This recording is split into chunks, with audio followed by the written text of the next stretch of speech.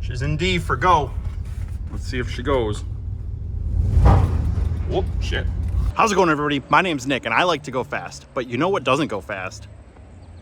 A whole bunch of FedEx trucks. And those are all mine now. Check them out.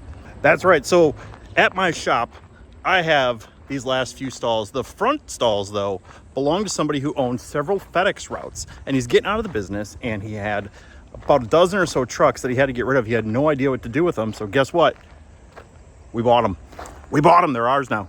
So you're probably wondering the same thing that all my friends and family are asking me, Nick, what the hell do you need all these freaking FedEx trucks for? And I'm going to say, who doesn't need 13, 14 FedEx trucks? Honestly, so many activities that we can do with these things. So many things we can do with these. Now, several of them don't run. Obviously haven't run in a long time. But several of them do run. I'll be honest, they're not that bad. So yeah, what are you gonna do with a whole bunch of FedEx trucks? I have no idea. My thought right now is I've got about 3 or 4 that run consistently. You can turn the key, they start right up, you know, maybe a jump, whatever. I think we're gonna sell those pretty quick. Although this guy right here, this one might be worth hanging on to for a little bit. Think about it, this one would be fun. Go pick up some parts. It would tow like crazy. This one's actually not that bad. As you can see, literally every stud popped out except for one there, and it eventually rolled. But other than that, it's in great shape. My dad used to always say, well, other than that, Mrs. Lincoln, how did you find the theater? That's a little more insensitive. Like a couple of these, they've got some Cummins in there, a lot of 6.0s, a couple of Cummins. All the 6.0s have a 6L80 or 6L90. I think it's a 6L90 transmission. So we got some decent running gear here. I'll be entirely honest. I did the math on this deal and I was like, okay, if I can sell the runners really quick, I'll make back my initial investment. And then hopefully I can get a couple more running and sell those and part out the rest. And hopefully that's the profit. I think technically I own this truck now too. Although it was a 454 and they were going to pull that out to put in one of those.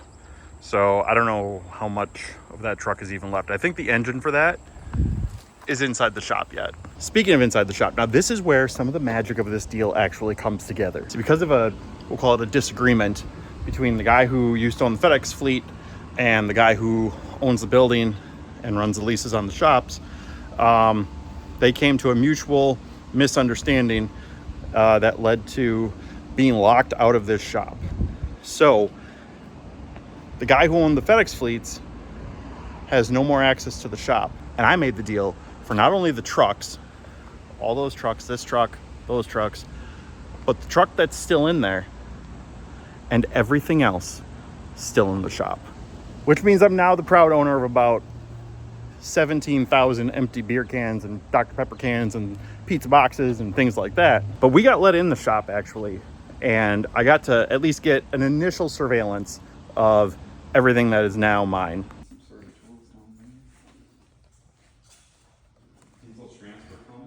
Yeah.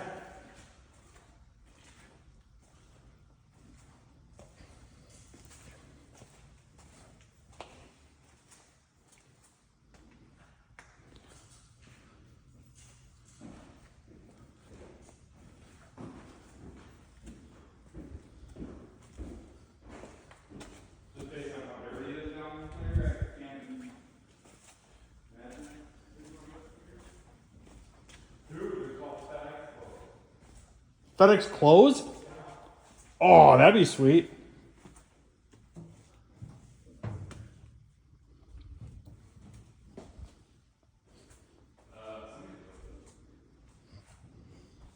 Somebody what?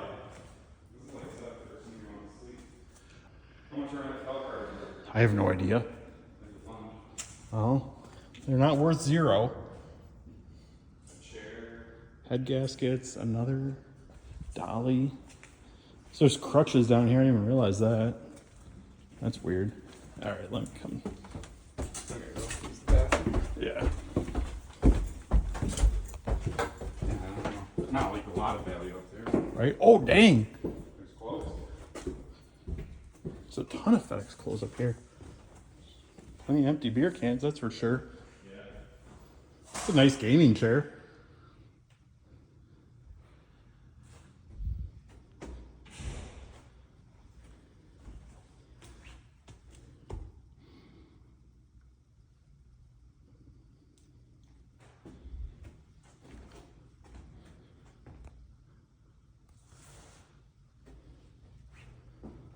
A couple of big fucking TVs.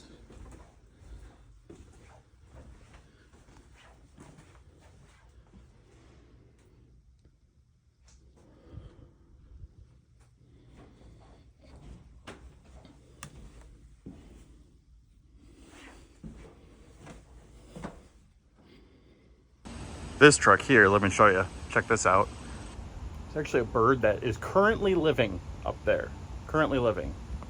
So as well as FedEx fleet owner and part dealer extraordinaire, I'm now also a landlord to a pigeon. So what's next? Honestly, I don't know. I've definitely got my hands full. Other shit that I gotta sell, part out, get rid of, whatever. But this is gonna be an adventure. This is gonna be amazing. I've never owned something like this.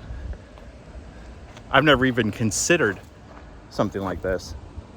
I have no idea what these are worth. I guessed. I have no idea what the parts are worth. I have no experience parting out vehicles, like to this extent, I should say. Tell me what you think I should do. Now here's the thought I have. I have 2 young kids, and neither of them were really all that ambitious this summer. And the day I'm filming this, it's early August. So we've still got at least a month of summer left. So what I'm thinking is, as I part these out, I'm gonna get orders, and I'm gonna hand them to my kids, along with access to my toolbox, and say, hey, guess what? You gotta go pull an alternator today. You gotta go pull a starter today. You gotta go pull an axle today.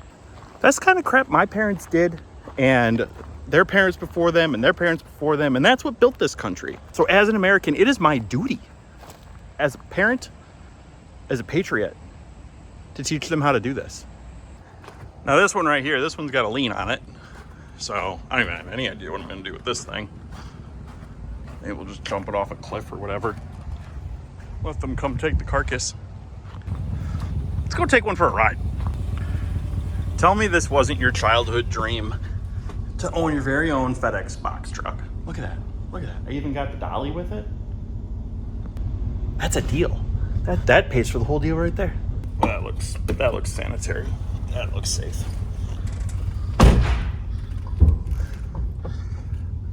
Okay, what do we got here? Service engine, oil, airbag, everything. 191,000. Seatbelt lights on, because I'm living dangerously. Check engine light, no clue what that's for. We got it running. It's even got the FedEx crap in. Well, that's sticky and not like pancakes. That's kind of gross. I should have worn gloves with this. All right, she's in D for go. Let's see if she goes. Whoop, shit. Don't run over my kid's ball. And we're off. Holy cripes, is it loud in here. But it runs. Runs and drives.